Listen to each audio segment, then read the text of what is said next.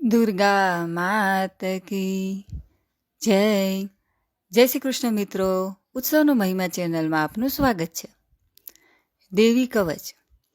માર્કંડીજીએ કહ્યું, હે પિતામહ, જે આ સંસારમાં પરમ ગોપનીય અને મનુષ્યનું બધી રીતે રક્ષણ કરનારું છે, અને જેને તમે અત્યાર સુધી બીજા કોઈ સામે પ્રગટ ન કર્યું હોય એવું કોઈ સાધન મને કહી બતાવો.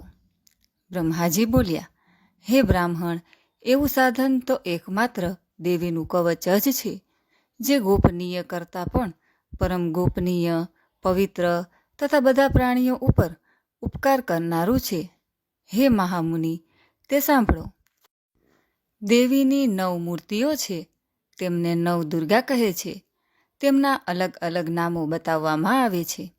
પહેલું નામ શૈલપુત્રી છે, બીજું નામ બ્રહ્મચારિણી છે, ત્રીજું ચંદ્રઘંટાની નામે પ્રસિદ્ધ છે, ચોથી મૂર્તિને કુષ્માંડા કહે છે, પાંચમી દુર્ગાનું નામ સ્કંદમાતા છે, છઠ્ઠી દુર્ગાનું નામ કાત્યાયની છે, સાતમું સ્વરૂપ કાલરાત્રિ, આઠમું મહાગૌરી અને નવમી દુર્ગા એટલે સિદ્ધિદાત્રી. આ બધા નામ વેદ ભગવાન દ્વારા કહેવાયા છે. જ્યારે કોઈ મનુષ્ય અગ્નિથી સળગી રહ્યો હોય, યુદ્ધભૂમિમાંથી ઘેરાઈ ગયો હોય, સંકટમાં ફસાઈ ગયો હોય, તેનું તથા કોઈ ભયથી ડરી ગયો હોય અને દુર્ગાનું શરણ લીધું હોય, તેનું ક્યારેય કોઈ અમંગળ થતું નથી. યુદ્ધના સમયે મુશ્કેલી હોવા છતાં પણ તેને કોઈ વિપત્તિ ઉદ્ભવતી નથી. તેને શોક, દુઃખ અને ભય પ્રાપ્ત થતા નથી. જેમણે દેવીનું ભક્તિપૂર્વક સ્મરણ કર્યું છે, તેનો અભ્યુદય નક્કી જ છે. હે દેવી, જેઓ તમારું ચિંતન કરે છે, તેમનું તમે ચોક્કસ કલ્યાણ કરો છો, રક્ષણ કરો છો. ચામુંડા દેવી પ્રેત ઉપર આરૂઢ થયેલા છે, અને વારાહી પાડા પર સવારી કરે છે. ઇન્દ્રીનું વાહન ઐરાવત હાથી છે, વૈષ્ણવી ગરુડ પર આવે છે, માહેશ્વરી આખલા પર આરૂઢ થયેલા છે, કૌમારીનું વાહન મોર છે, વિષ્ણુપ્રિય લક્ષ્મી કમળ વિરાજમાન છે, અને તેમના હાથમાં લાલ કમળ છે. આખલા પર આરૂઢ થયેલ દેવી ઈશ્વરી એ શ્વેત વસ્ત્ર ધારણ કરી રાખ્યા છે. બ્રાહ્મી હંસ પર બેઠેલા છે, અને બધા જ આભૂષણો ધારણ કર્યા છે. આ બધી દેવીઓ માતાઓ યોગ શક્તિઓથી સંપન્ન છે, જેઓ અનેકવિધ આભૂષણો પહેરવાથી શોભે છે.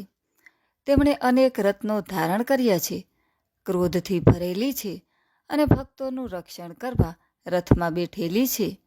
આ દેવીઓના હાથમાં શંખ, ચક્ર, ગદા, શક્તિ, હળ, મૂષળ, ખેટક, તોમર, કુહાડી, દોરડું, કુંત, ત્રિશૂળ અને ઉત્તમ સારંગ ધનુષ્ય ધારણ કરેલા છે. દૈત્યોના શરીરનો નાશ કરવો અને ભક્તોને અભયદાન આપવું, દેવતાઓનું હિત કરવું એ તેમના શસ્ત્ર ધારણનો ઉદ્દેશ્ય છે. મહારુદ્ર રૂપ, અત્યંત ઘોર પરાક્રમી, મહાબલી અને મહા ઉત્સાહયુક્ત હે દેવી, તમે મહાન ભયનો નાશ કરનારા છો. તમને નમસ્કાર છે. તમારી સામે જોવું પણ મુશ્કેલ છે. શત્રુઓનો ભય વધારનારા હે જગદંબિકા, મારું રક્ષણ કરો. પૂર્વ દિશામાં ઇન્દ્રિય શક્તિ મારું રક્ષણ કરે, અગ્નિ ખૂણામાં અગ્નિ શક્તિ, દક્ષિણ દિશામાં વારાહી તથા નૈઋત્ય ખૂણામાં ખડગધારિણી મારું રક્ષણ કરે, પશ્ચિમ દિશામાં વારુણી અને વાયવ્ય ખૂણામાં હરણ પર સવારી કરનારા દેવી મારું રક્ષણ કરો, ઉત્તર દિશામાં કુમારી અને ઈશાન ખૂણામાં શૂલધારિણી મારું રક્ષણ કરો. હે બ્રહ્માણી, તમે ઉપરની બાજુએ મારું રક્ષણ કરો. હે વૈષ્ણવી, તમે નીચેની બાજુએ મારું રક્ષણ કરો. આ જ પ્રમાણે સબ જેનું વાહન છે, તે ચામુંડા દેવી દસે દિશાઓમાં મારું રક્ષણ કરો. જયા આગળની બાજુએ અને વિજયા પાછળની બાજુએ રક્ષણ કરે. ડાબા ભાગે અજિતા દેવી, જમણા ભાગે અપરાજિતા મારું રક્ષણ કરે. ઉદ્યોતની શિખાનું રક્ષણ કરે, અને ઉમા મારા મસ્તક પર વિરાજિત થઈને મારું રક્ષણ કરે. માલાધરી દેવી મારા કપાળનું અને યશસ્વિની મારી ભમરોનું રક્ષણ કરે. ત્રિનેત્રા ભમરોના મધ્ય ભાગનું અને યમઘંટા દેવી નાસિકાઓનું રક્ષણ કરે, શંખીની બંને આંખોના મધ્ય ભાગનું રક્ષણ કરે અને દ્વારવાસીની કાનોનું રક્ષણ કરે, કાળિકા ગાલોનું તથા સાકરી કાનોના મૂળ ભાગોની રક્ષા કરે, સુગંધા નાસિકાઓની અને ચર્ચિકા દેવી ઉપરના હોઠનું રક્ષણ કરે, અમૃતકલા નીચેના હોઠનું અને સરસ્વતી જીભનું રક્ષણ કરે, કૌમારી મારી દાંતોનું અને ચંડિકા કંઠભાગનું રક્ષણ કરે, ચિત્રઘંટા ગળાની ઘંટિકાનું અને મહામાયા તાળવાનું રક્ષણ કરે, કામાક્ષી દાઢીનું અને સર્વમંગલા મારી વાણીનું રક્ષણ કરે, નીલગ્રીવા કંઠના બહારના ભાગનું અને અન્ન નાલિકાનું કૌબેરી દેવી રક્ષણ કરો, ખડગીની બંને ખભાઓનું અને વજધારિણી મારા બંને બાહુઓનું રક્ષણ કરો, દંડીની દેવી બંને હાથોનું અને અંબિકા આંગળીઓનું રક્ષણ કરે, સુલેશ્વરી નખોનું રક્ષણ કરે અને કુલેશ્વરી કુખ પેટનું રક્ષણ કરો, મહાદેવી બંને સ્તનોનું અને શૌક વિનાશિની મનનું રક્ષણ કરે, લલિતા દેવી હૃદયનું અને શૂલધારિણી ઉદરનું રક્ષણ કરે, કામિની નાભીનું અને ગૃહેશ્વરી ગુહ્ય ભાગનું રક્ષણ કરો, પૂતના અને કામિકા લિંગનું અને પાડાને વાહન બનાવનાર દેવી ગુદાનું રક્ષણ કરે, ભગવતી કટી પ્રદેશની અને ઘૂંટણોની રક્ષા વિધ્યવાસીની કરે, સર્વકામનાઓ પૂરી કરનારા દેવી જંઘાઓનું રક્ષણ કરે, નારસિંહી દેવીઓનું પિંડીઓ રક્ષણ કરે, તેજસી બંને પગોના પૃષ્ઠભાગનું રક્ષણ કરો, શ્રીદેવી પગોની આંગળીઓનું અને તલવાસીની દેવી પગના તળિયાનું રક્ષણ કરે, પોતાની વિકરાળ દાઢોથી ભયંકર દેખાતા કરાલી દેવી નખોનું અને ઉર્ધ્વકેશીની દેવી વાળનું રક્ષણ કરે, કૌબેરી રૂવાટીના છિદ્રોનું અને વાગેશ્વરી ત્વચાનું રક્ષણ કરે, પાર્વતી રક્ત, મજ્જા, વસા, માંસ, હાડકાં અને મેદનું રક્ષણ કરે, કાલરાત્રિ આંતરડાઓનું અને મુકુટેશ્વરી પિત્તનું રક્ષણ કરે, પદ્માવતી કમળ કોષોનું મૂળ આધાર અને ચૂડામણી કફનું રક્ષણ કરે, જ્વાળામુખી નખોના તેજનું અને અભેદા સમસ્ત સાંધાઓનું રક્ષણ કરે, બ્રહ્માણી તમે મારા વીર્યનું રક્ષણ કરો, હે છત્રેશ્વરી મારી છાયાનું રક્ષણ કરો, હે ધર્મધારિણી મારા અહંકાર, મન અને બુદ્ધિનું રક્ષણ કરો, હે વજ ધારણ કરનાર દેવી મારા પ્રાણ, અપાન, વ્યાન, ઉદાન અને સમાનનું રક્ષણ કરો, કલ્યાણથી શોભતા હે દેવી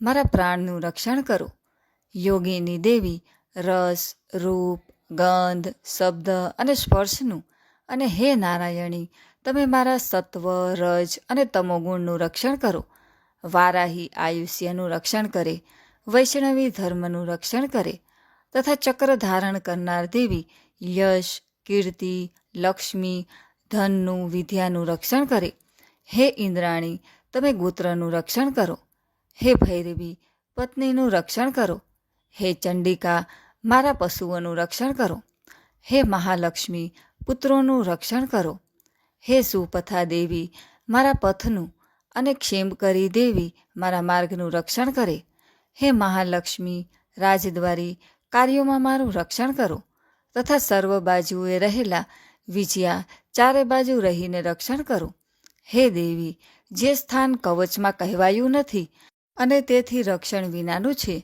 તે બધા સ્થાનો તમારા વડે સુરક્ષિત થાય, કારણ કે તમે વિજયશાલિની અને પાપનાશીની છો.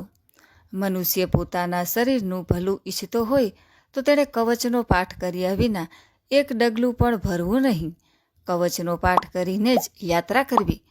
કવચના પાઠથી બધી બાજુથી સુરક્ષિત થયેલો મનુષ્ય જ્યાં જ્યાં જાય છે ત્યાં ત્યાં તેને ધન લાભ થાય છે તથા સઘળી કામનાઓ પર વિજય પ્રાપ્ત થાય છે. તે જે અભિષ્ટ વસ્તુનું ચિંતન કરે છે તેને તે અચૂકપણે પ્રાપ્ત કરી લે છે. તે મનુષ્ય આ પૃથ્વી ઉપર અતુલ ઐશ્વર્ય પામે છે. કવચથી રક્ષાયેલો મનુષ્ય નિર્ભય થઈ જાય છે. યુદ્ધમાં તેમનો પરાજય થતો નથી તથા તે ત્રણેય લોકમાં પૂજનીય બને છે. આ દેવી કવચ દેવતાઓને પણ દુર્લભ છે, જે આ કવચનો દરરોજ 3 સંધ્યાએ શ્રદ્ધાપૂર્વક પાઠ કરે છે તેની દૈવી કલા પ્રાપ્ત થાય છે તથા તે ત્રણેય લોકમાં પરાજિત થતો નથી. એટલું જ નહીં, તે અપમૃત્યુથી રહિત થઈને 100 કરતાં પણ વધુ વર્ષ જીવે છે. તેની શીતળા, કોઢ વગેરે રોગ થતા નથી અને હોય તે નષ્ટ થઈ જાય છે. ભાંગ, અફીણ, ધતુરો વગેરેનું ઝેર કે સાપ વગેરેના કરડવાથી ચડતું ઝેર, અહીં સર્પનું ઝેર અને તેલના મિશ્રણથી બનેલું કૃત્રિમ ઝેર, આ બધા પ્રકારના ઝેર ઉતરી જાય છે અને તેની અસર થતી નથી. આ પૃથ્વી ઉપર મારણ, મોહન, વશીકરણ પ્રયોગો છે તથા આ પ્રકારના જેટલા મંત્રો, યંત્રો વગેરે છે તે બધા આ કવચને હૃદયમાં ધારણ કરી લેવાથી તે મનુષ્યના દેખતા જ નષ્ટ થઈ જાય છે. એટલું જ નહીં, પૃથ્વી ઉપર વિચરનારા ગ્રામ દેવતા, આકાશ અને પાણીમાંથી ઉત્પન્ન થતા ઉદ્દેશ માત્રથી સાધી શકાતા દેવો, પોતાના જન્મની સાથે જ પ્રગટ થતા દેવતા, આવું કુલ દેવતા, કંઠમાળા જેવા રોગો, ડાકણ, શાકણ, અંતરિક્ષમાં વિચરતી મહાન શક્તિઓ, ગ્રહ, ભૂત, પિશાચ, રાક્ષસો, બ્રહ્મરાક્ષસ, વેતાળ, ભૈરવ વગેરે અનિષ્ટકારી દેવતાઓ પણ જો હૃદયમાં કવચ ધારણ કર્યું હોય તો તે મનુષ્યના દેખતા જ ભાગી જાય છે. કવચ ધારણ કરનારા મનુષ્યની રાજા તરફથી સન્માન અને વૃદ્ધિ થાય છે. આ કવચ મનુષ્યના તેજની વૃદ્ધિ કરનારું અને ઉત્તમ છે. આ કવચનો પાઠ કરનારો મનુષ્ય પોતાની કીર્તિથી શોભા પામીને પૃથ્વી ઉપર પોતાના સુયશ સાથે વૃદ્ધિ પામે છે. જે પહેલાં કવચ કરીને સપ્તસતી ચંડીપાઠ કરે છે તેની જ્યાં સુધી વન પર્વત હોય ત્યાં સુધી તે આનંદથી યુક્ત આ પૃથ્વી ઉપર રહે છે. તેના પુત્રો, પૌત્રો, સંતાન પરંપરા બનેલી રહે છે. પછી દેહાંત થતાં તે મનુષ્ય મહામાયાની કૃપાથી નિત્ય પરમપદને પામે, જે દેવતાઓને પણ દુર્લભ છે. તે સુંદર દિવ્ય રૂપ ધારણ કરે છે અને કલ્યાણ શિવની સાથે આનંદનો ભાગી બને છે. અતઃ શ્રી દેવી કવચ સમાપ્ત. બોલો દુર્ગા માત કી જય.